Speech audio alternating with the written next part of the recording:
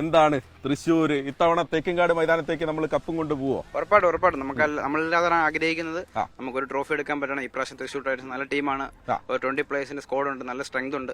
നമുക്ക് ഈ വർഷം ട്രോഫി എടുക്കാൻ പറ്റും നമ്മൾ വിചാരിക്കുന്നു. ബാറ്റിംഗ് ആണ് ബോളിംഗ് ആണ് കൂടുതൽ ശക്തി, അല്ലെങ്കിൽ തുല്യമായിട്ട് എല്ലാം ഉണ്ട്. എല്ലാ ഡിപ്പാർട്ട്മെന്റും കവർ ആയിട്ടുണ്ട്. ഞാൻ പറഞ്ഞില്ല, നമ്മൾ 20 പ്ലേയേഴ്സിന് ഓപ്ഷൻ എടുത്തിട്ടുണ്ട്. അപ്പൊ എല്ലാ ഡിപ്പാർട്ട്മെന്റും നമുക്ക് കവർ ആയിട്ടുണ്ട്. അപ്പൊ നമ്മൾ ഈ വർഷം ട്രോഫി എടുക്കും.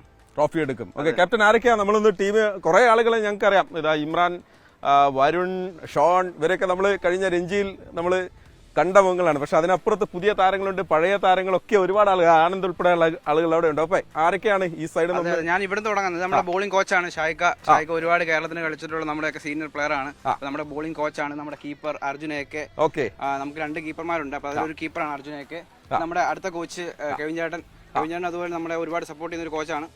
അപ്പം ഇത് അജു പൗലോസ് നമ്മുടെ ഓപ്പണിംഗ് ബാറ്ററാണ്. ഇമ്രാൻ അറിയാലോ, ഇമ്രാൻ സൂപ്പർ സ്റ്റാർ, അടുത്ത സൂപ്പർ സ്റ്റാർ ഇമ്രാൻ അഹമ്മദ്. അജുവിനെ കുറിച്ച് ഞാൻ ഇന്നലെ കേട്ടു.